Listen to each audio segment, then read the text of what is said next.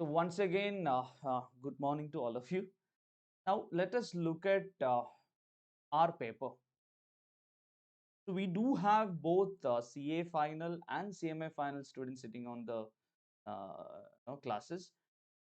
CA final is what I'm going to discuss right now, and whatever is there addition or deletion from whatever I'm going to discuss on CA final uh, to CMA final, I'm going to discuss it separately.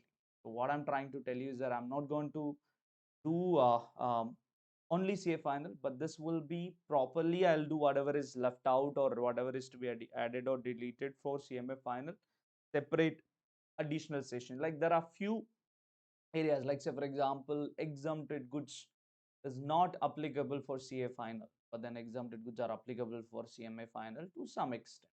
So there are few areas wherein I have to add and delete, and then that I'll tell you. So right now I'm going to discuss about CA final because that's the most number of students and then the most number of crowd that who are waiting for these classes. So we will have that look. Then anything is there for CMA separate. Okay. So let's look at how our paper is. So in CA final, it's paper 8, indirect taxation. And for CMA also the same topic, same structure and all is being followed except few changes in the exam question pattern. So uh, in CA final, you do have, I can say, two areas to study in indirect taxes. Area number one is GST. Area number two is customs and FTP. Not gonna separate FTP and say that that's a separate area. No, it's actually inbuilt in customs. It's just that when you do customs, which means you when you are doing import and export, you do have certain schemes wherein you can take the benefits on to regulate import and then to promote export. So that's like a policy that the government comes in, like this is how I wanted to do my export and import. So that's called as foreign trade policy. So we do have two segments of areas wherein our discussions would be mostly, and this is where the questions are going to come. Now, how many chapters are there in both of these areas? Okay, if you look at your GST, you do have 24 chapters. 24 chapters. Now, if you're comparing from your intermediate syllabus, intermediate had 10 chapters out of this. But, but very importantly, you have to understand that chapters, the number of 24 does not make any sense to personally me or anybody who's writing the exam, because a lot of chapters that are not very much concept oriented, very less number of questions. So I can say that in totally 10-15 chapters put together, there is only 10-15 marks questions. So we can really identify what will be the A category, B category, C category. We do a B, C analysis of the subject. Okay. Reason why we need to definitely do an ABC analysis is that we are not here to explore on the subject. Definitely you should be curious about indirect taxes, but your primary focus would be examination. So you need to understand how much time you have to spend on each of the chapters because we have a limited time.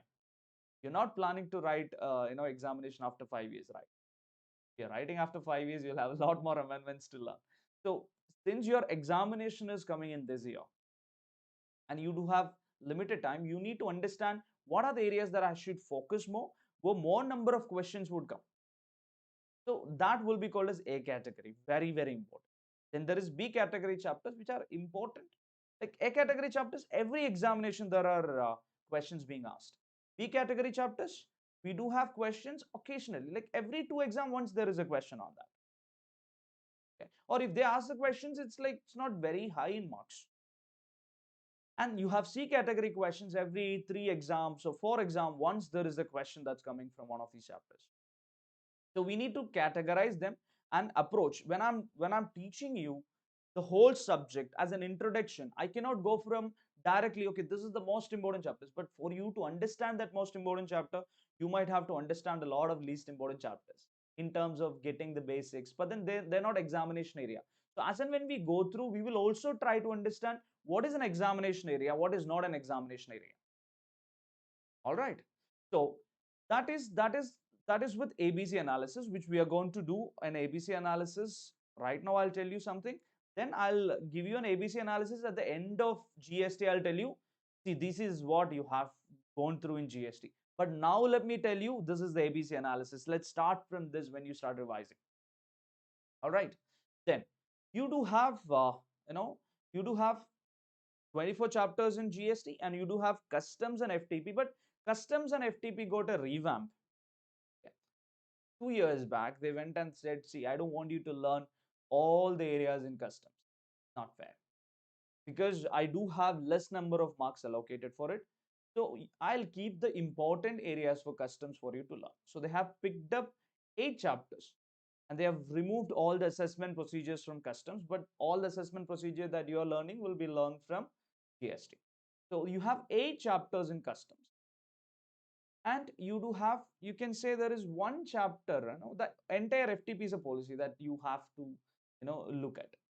So in GST, the questions, we will look at the question pattern and then come back to how much marks will be from GST, how much mark will be from customs and FTP. The question pattern is that you already know this is an area wherein you do have practical theory. So ICA has decided to give you a pattern of 30 percentage MCQ and 70 percentage the questions which is elaborate. Okay, so 70-30 is the percentage. So 70-30 percentage, you have 30 percentage which is case study based MCQs, and then MCQs which are practical MCQs. Don't think that, when I say MCQ, some of you would be thinking about the MCQs that you had in foundation. Now it's not like that. There are no direct MCQs that's been asked at final. They generally ask a practical MCQ, and there are case study. Now they have changed it to case study based MCQ. We do have an MCQ booklet that I'm going to give you, wherein we have coordinated and created all the case study based MCQ that's available, so that we can practice case study based MCQ and then understand how fast you can go. Okay. Then, so this 30 marks case study based MCQ is mandatory for you. It's not like you do have options there. It's an OMR based paper. You don't even get the question paper back for you to check whether you've answered the MCQ correctly or not correctly. But then that also removes the subjectivity from the paper, because otherwise, because the valuer feels like not in a good mood, and there could be some subjectivity. He might give, see, there are two same answers with him. One answer valued by another fellow values the same answer. There might be some difference in marks. That's all subjectivity based on individual who's valuing the paper. To avoid that, to 30 percentage, because it's OMR based system generated answer checking process. So there is no way the valuer can affect your marks there. So it's very important for us to target that 30%. Then balance 70% is descriptive. Like in any other paper, balance 70% is descriptive that you have. Now let's look at how the question pattern would be like. So 30% you have MCQ, then 70% descriptive. But how the questions are going to come in descriptive? Is that all questions that you have to answer? No. You do have total 6 questions. Examination, you'll have 6 questions. Like any other paper who are in this particular pattern, the question number 1 is compulsory. But what changed after 30% MCQ came in? The marks that was allocated for the questions changed. Earlier, there used to be 16 mark questions. Now there are all 14 marks questions.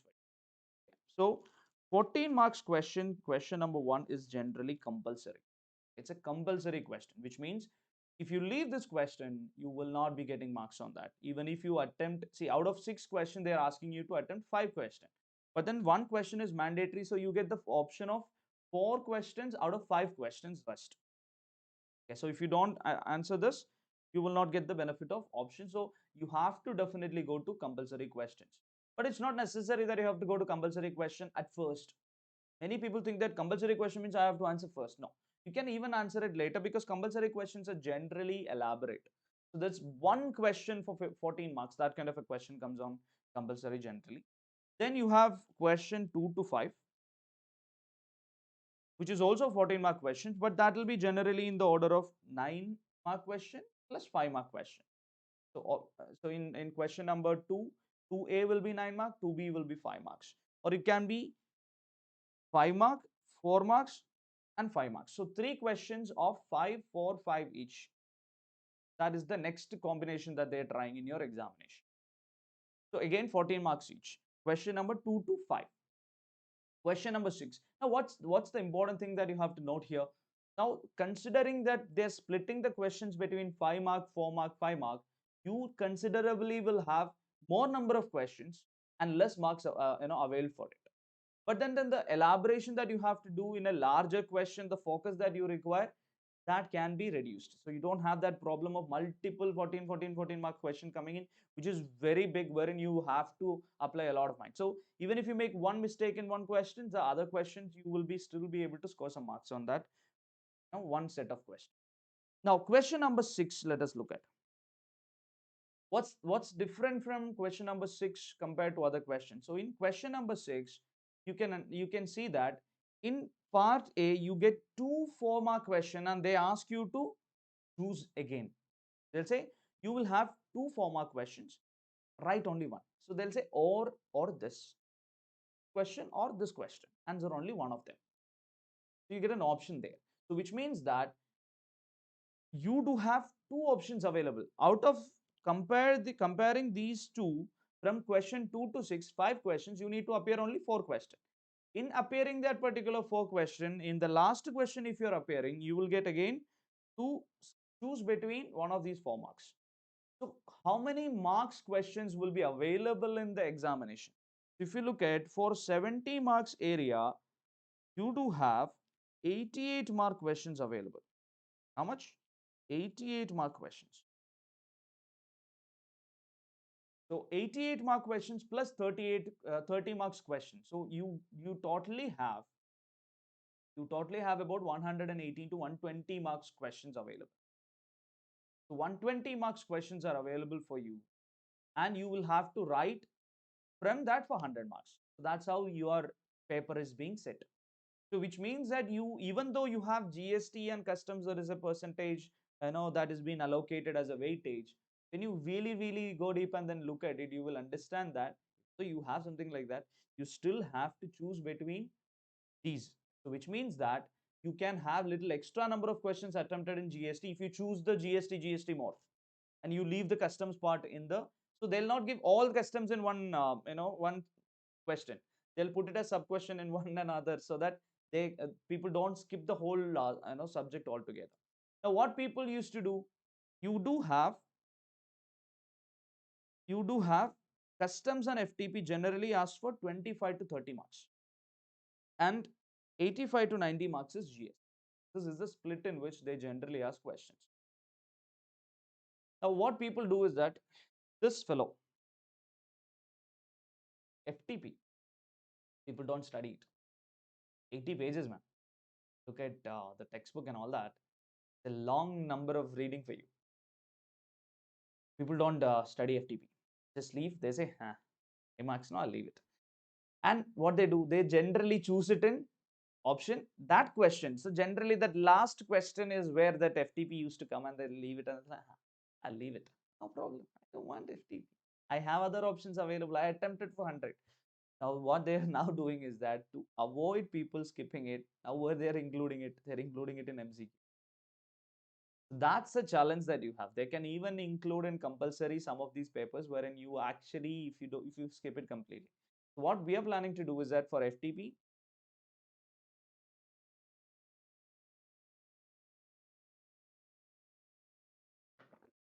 I have two options available for you. One, I'm going to do a lecture for FTP with you. Two, I already have recorded lectures, which is very detailed, around 8 hours of FTP, which I'll send it across as well. So both ways, right now, because we are early, compare for our May June exams, and if you're writing November December exams, you're very early. So right now is the correct time to go through everything. Okay, let's try to do that. So 85 to 90 marks you have in GST, and customs you have 25 to 30 marks. So 5 marks is what they generally ask from FTP. 5 marks. This is the structure in which our subject is there. Now how the questions are.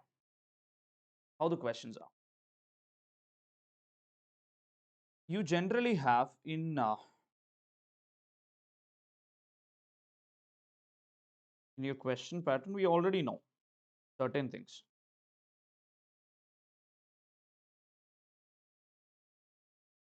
You do have four category of questions to be expected in indirect tax paper across CA, CMA, and everyone. First category is, we already discussed, multiple choice questions, which is case study or direct MCQ. Okay. But then nothing will be as simple as, when was GST introduced and then four options. That kind of questions are not there. Just memory. There had been a cases where they are asked the articles and stuff like that in one of the examination, but then that time is gone. Now they're asking solid questions. Now people earlier, how the institute has identified this, people earlier used to save time by answering MCQ very quickly, and then they go to the main question. They'll get more time to appear the main question. So to avoid this, institute said, nah, I'll give you a paragraph, you read the paragraph, and I'll ask you questions which is no way connected to the paragraph. So you wasted time in reading the paragraph. That's all I wanted. So things like that would be planned by institute to ensure that you are not saving a lot of time in MCQ. So case study based MCQ is something that we are going to practice a lot. Next, you have practical theory question.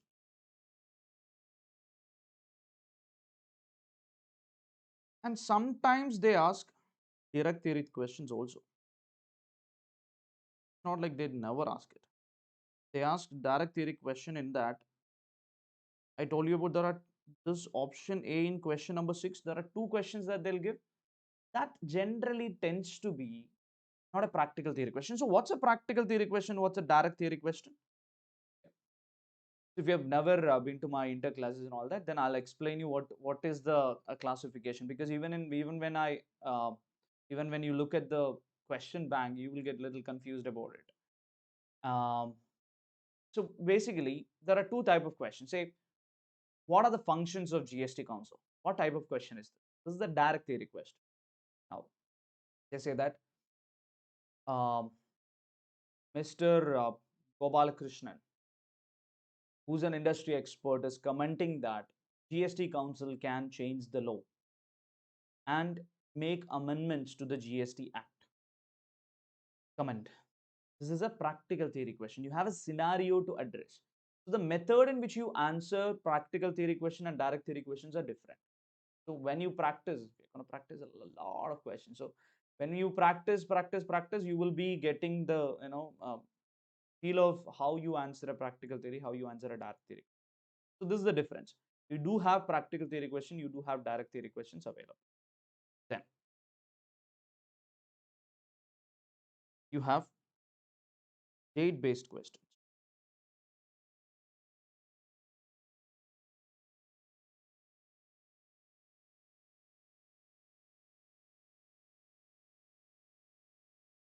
Then you have numerical questions.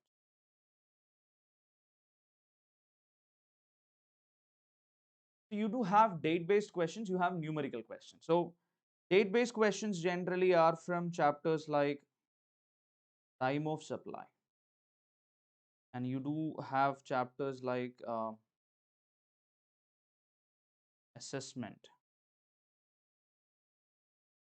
You have questions on some procedures also. You can have date-based questions, theory questions. You'll have a practical theory question, but your computation is mostly date. Say which date you have to pay GST, which month the liability would come, things like that. And numerical questions are proper computational questions. So your weightage that is given to your paper would be almost around 50 to 60 percentage on numerical questions. Lot of questions would be numerical for you. Even the areas wherein you felt it's theory, but then they're going to add numbers and then test you in the exam. That's how it's going to be like. So these are the type of questions that you have.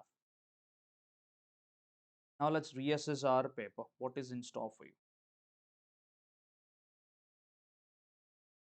So I told you have GST, have customs.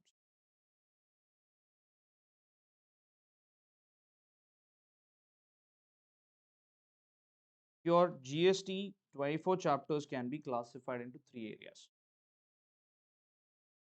Most important,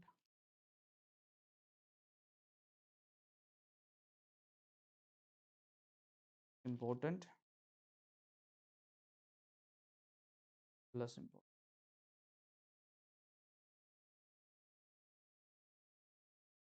Then customs.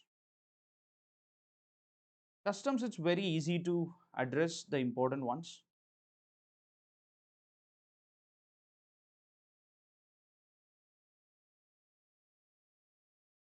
You do have customs valuation. All the indirect taxes revolves around this concept of valuation. So valuation is a very, very frequently asked. Every examination, there is a question from valuation for your customer. So compute the value, and probably they'll ask you to compute the customs duty together with it. So it's a simple computation and very easy thing to learn. So we'll focus on areas of valuation a little more because every exam there's a question. So it's about you being familiar with maximum number of adjustments, like your accountancy that you used to learn. It's similar to that. More number of questions, more adjustment, less surprises in the exam. You do have valuation. You do have something called baggage. You have something called warehousing.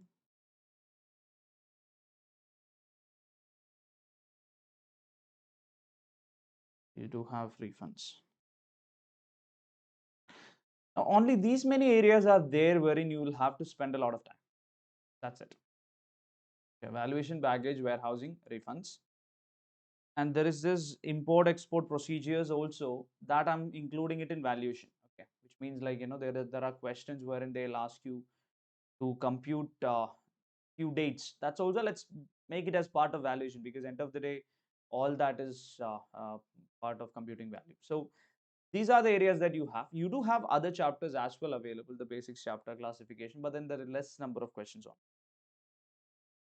So you do have other procedures. But then your major focus would be these areas. Why am I telling you these important areas? Because when you go and approach in this particular paper, you should not feel like, see, it's been so many days and we're still in this particular chapter. No, this is where you have to spend time. Your maximum number of questions come from this. Like if you say, if you add it up and then compute, 15 to 20 marks comes from these four areas.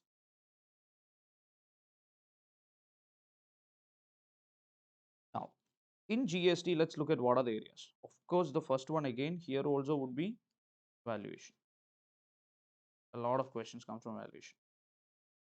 You have input tax credit, a mammoth chapter.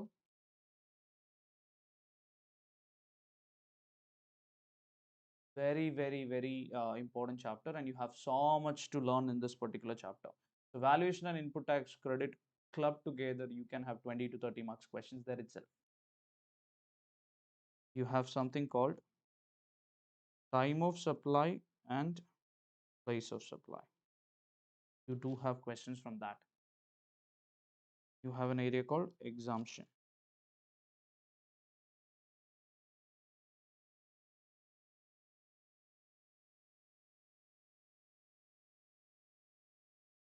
But then there are so many exemptions there. So it's important that we go through everything. Earlier, it used to be like I myself have told my students that let's focus only on the important exemption. So they're asking exemption from nook and corner. So our chart notes will help us, but then we will have to go through every exemption. You have very lately, this chapter actually comes to this important category, chapter called refund. A lot of questions are coming on refund, and then when the question comes, it's either for 5 marks or 9 marks, things like that. So we should focus on refund chapter also into this. Now, important areas, we can club it as the concept areas, like there's a chapter called charge, which we are going to spend a lot of time in understanding. then you have to keep it as important only, because that's the fundamental. Then you have chapters like supply, registration,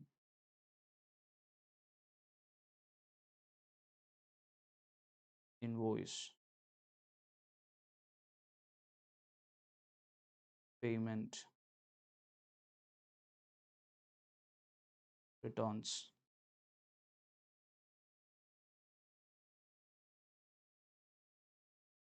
assessment,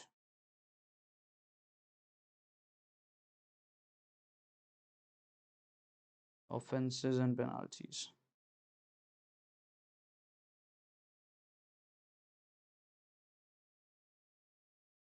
These are the chapters wherein you actually can have a lot of questions coming from, like around 15-20 marks questions. So you can say that around 50 marks questions come from that most important area. So this first area itself. Around 20-30 marks probably can come from this area, second category. And third category, balance compliances. A lot of compliances are covered in important area, balance compliances and assessment procedure, like your appeal, search seizure, liabilities, miscellaneous provisions, all of those things put together, you'll have 10-15 mark question on. So this is the structure in which we are going to approach this particular subject. You should know what is important, and you should know where you have to give max and max focus, because that is going to be the right method for the examination. Like you said, I can still spend considerable amount of time in terms of teaching you what is supply, and then talk about supply for 10 days, because a lot of case laws and a lot of things that has come already on these areas. But then exam, no, that's not the approach that we have to take. We have to go to the basic concept for getting conceptual clarity. Once we get conceptual clarity, we have to focus on the most important chapters, ensure that we learn it full. So this is what is the approach that we have. Now let's look at for the examinations in hand,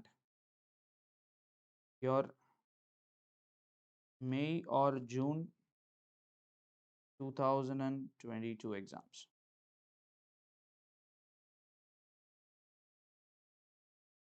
All amendments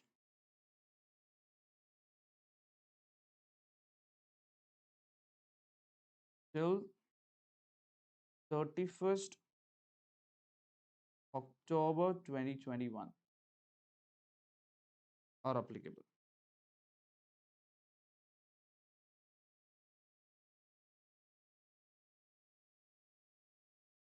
Do we have a lot of amendments? Not really. It's a happy thing that we don't have so much of amendments from the last examination. Last examination, a lot of amendments came in. Okay, so this time, not so much. The basic concepts areas are all solidly built. So we don't have any fundamental change in things that we do, as such. That's a good thing. We can go learn the fundamentals as we have learned in the earlier examination. So not a lot of changes. But then people who are learning GST for the first time, it does not make any differences for them. But then if you have having a textbook that is not the very latest one, you'll also have to go through what is uploaded in the website as statutory update. You can download and then keep. Now, for the next examination, which is November and December 2022 exam.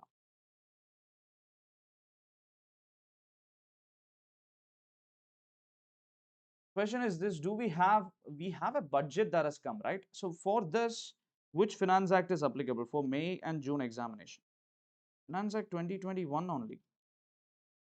And again, Finance Act is not so much relevant in terms of GST, because a lot of amendments would be discussed even before that. They are like in a lot of areas where they can notify the amendments. They don't need to go to the parliament for that. But then there are areas where law changes requires they consolidate all that and then put it in the Finance Act. But then what GST does is that a lot of changes that comes in Finance Act is not effective, for a very long time. So even those amendments that came in Finance Act 2021, there are amendments that's not made effective for a very long time. So whatever is made effective till 31st of October will only be applicable for your exam. That's something that you have to be understanding. Then for November or December examination, you have all amendments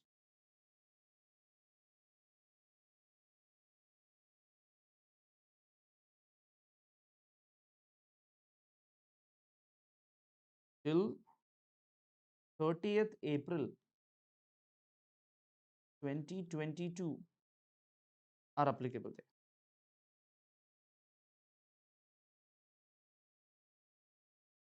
Oh, you're scared.